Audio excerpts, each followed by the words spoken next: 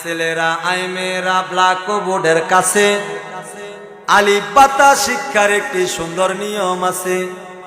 উপর থেকে চক ধরে নিচে দিলাম টান, কেমন সুন্দর আলিফ হইল দেখরে ভাগ্যবান।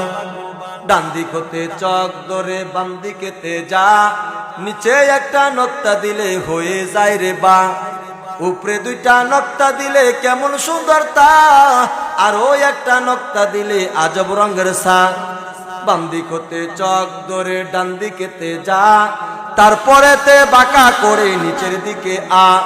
নক্তা দিলে জিম হবে বিনা নক্তায় হা, উপরে একটা নক্তা দিলে তার নাম খা। ডান হাত খানি বাঁকা করলে যেমন রূপ হয়, ওই রূপেরই বাঁকা রেখায় দাল বন্ধু হয়। জাল বানাইতে মনে চায় চক হাতে নাও, শুধুমাত্র নক্তা একটি উপরে বসায় দাও।